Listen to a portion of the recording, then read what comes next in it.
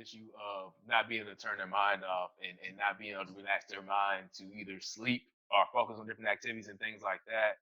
Um, and then the other part about that is you were talking about the background and being black. Like a lot of times you run into people who don't really understand the struggles and issues that you've been through, especially as a black person. How certain situations cause higher anxiety levels in you than it does in different people as well. You might be getting like for instance for me recently I was helping a coworker pick up something from another neighborhood, but it was one of those richer neighborhoods. And the next time we went back, I mean, knowing the neighborhood, whatever, because the first time we went there, I pulled in with this other guy, and we see security, and I'm like, yeah, in a few minutes they're gonna pull back around, see where we at. Yep. Within 5 minutes, they pulled around the corner, and I'm like, all right, whatever. So I had to go back there another few days later to pick up something else, and as I'm nearing the neighborhood, I really wasn't thinking about it. I wasn't fully conscious, since I'm getting by. But as I'm getting there, I'm starting noticing that I feel that anxious feeling. Yep. And even till then, this was within the last year, I really didn't know the difference between, the anxiety versus the adrenaline, right? Because I Yeah. was playing sports, so to me, it felt like the same thing all the time. I just started realizing that no, a lot of times that might have been anxiety, but I thought I was feeling adrenaline, right? And Yeah. understanding between adrenaline and anxiety and things like that. So that was something else that I think people kind of struggle with going forward.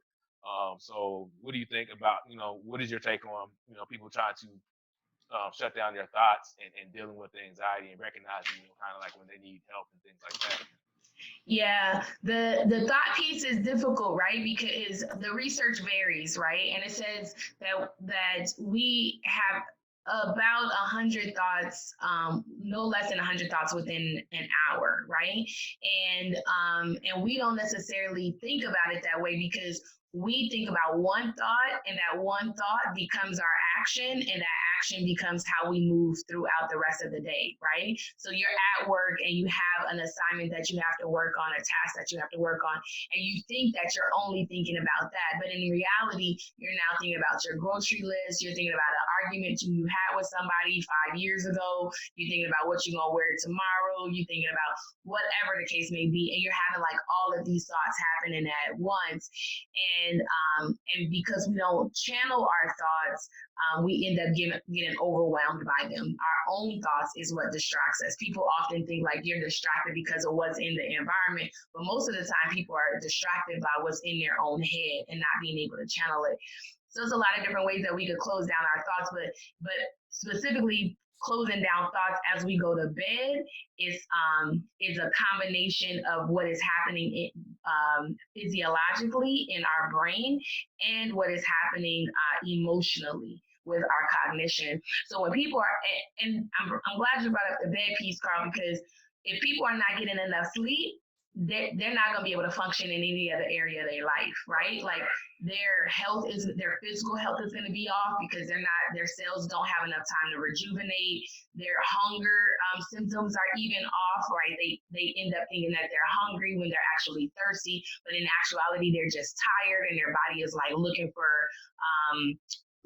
something so that it looks for energy. So it makes you think that you're hungry when it's just really trying to stay awake and it's looking for sources to stay awake. So when we don't sleep, it affects a lot of things. It affects how our brain works. It affects our communication. It affects our relationships. It affects our body. It affects our skin. It affects everything. So people, y'all need to be sleeping, right? People need to sleep. But before you go to sleep, there's certain things that you need to do. Like we actually should not be eating within a 2 hour window before we go to sleep.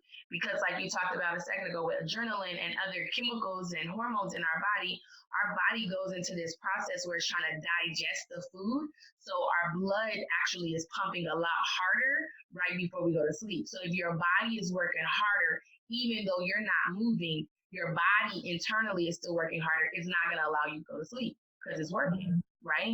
And so we can't eat like 2 hours before we go to bed. And you know what's killing us, Carl? Our cell phones.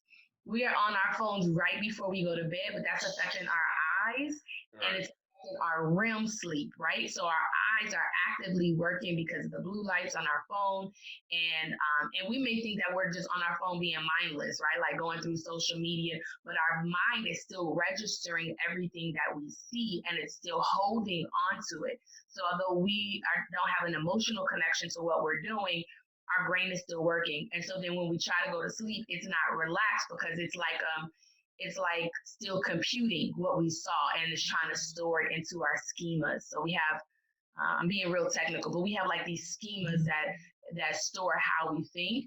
And so our mind is working into these schemas really quickly so we don't go to sleep. And by the time our brain settles down, it's time to wake up and go to work the next day.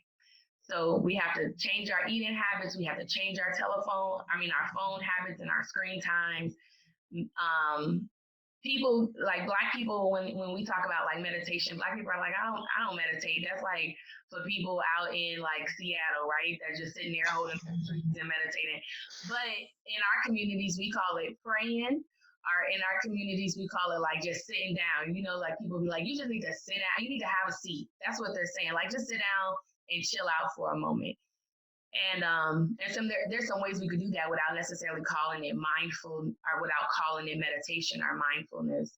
And it could be things as simple as like just connecting your hands with each other, like just rubbing your fingers across each of the fingers, spending time and feeling like the veins and things like that in your hands. So something that doesn't require you to do a whole lot, but the sensation of itself is calming.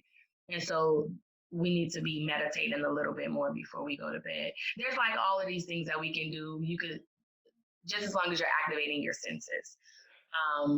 But in terms of the cultural piece of it all, there's elements of mental health that in our culture that have not always aligned because of the taboos and stuff.